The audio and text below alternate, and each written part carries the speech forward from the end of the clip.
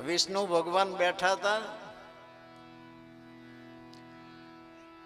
નારદજી પડખે ઉભા હતા. વિષ્ણુ ભગવાને વાત એવી સરસ મજાની માંડી કે મારો એક ગાડરિયો ભગત છે મૃત્યુ લોકમાં, ઘેટા બકરા ચારે છે, એટલો પરમ ભક્ત છે, મને એટલો પ્રિય છે કે જેની વાત નહીં. નારદજીને એમ થયું પ્રભુ એક એક ક્ષણ પલ પલ હું નારાયણ નારાયણ નારાયણ નારાયણ શ્વાસોશ્વાસ કરું છું, તો એવો કયો ભગત છે કે મારાથી એ પરમ ભગત કે નારદ છે. એ તન નહીં સમજાય તો કે મારે જોવું હોય, મારે દર્શન કરવા હોય તો મૃત્યુલોકમાં જા. મૃત્યુલોકમાં આવ્યા નારદજી, ઘેટા બકરા ચારે કરે શું? ઘરેથી જયારે ઘેટા બકરા લઈને જાય ત્યારે ભગવાનના બે નામ લઈ અને ઉપડે, ધાબરો ખંભે નાખી. ઘેટા બકરા ચરવા લાગી જાય એટલે ધાબરો નાખીને ઝાડ નીચે હુવે ને એટલે બે નામ લે, હે રામ કહીને પછી હુવે. પછી નારદજીએ જોયું, જયારે જાગ્યો ને પછી ઘેટા બકરા લઈને ઘરે ગયો ને તણે હે પ્રભુ કહીને ઊભો થયો અને કામરો ખંભે નાખ્યો.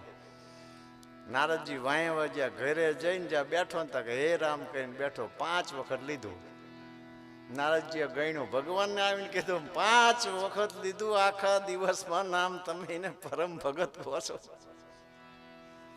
મોટા પુરુષોની વાતું છે ને બહુ અગમ છે કે નારદ એક કાંસાની તાંસડી મગાઈ, એને પૂરી તેલની ભરી. તેલની ભરીને નારદજીને કીધું હાથમાં પકડો અને મારી વૈકુંઠના ફરતા એક આંટો મારીને આવો, પછી તમને કહું. એક ટીપું તાણીમાંથી હેઠું પડવું ન જાય એવી કાંઠા સુધી ભરી દીધી. વૈકુંઠનો આંટો મારીને આવ્યા ને, ભગવાને પૂછ્યું તે મારું નામ કેટલી વાર લીધું? કે એકે વાર નહીં.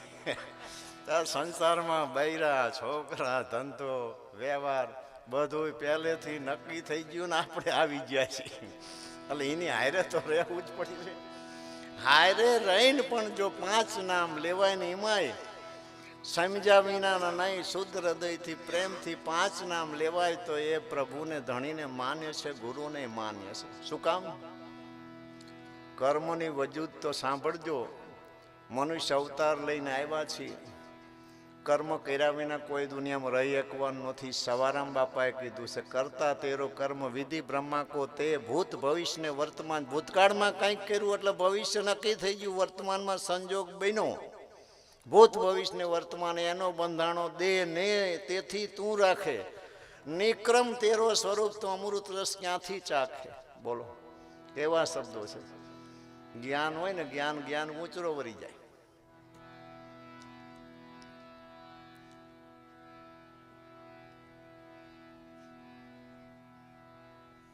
કર્યા વિના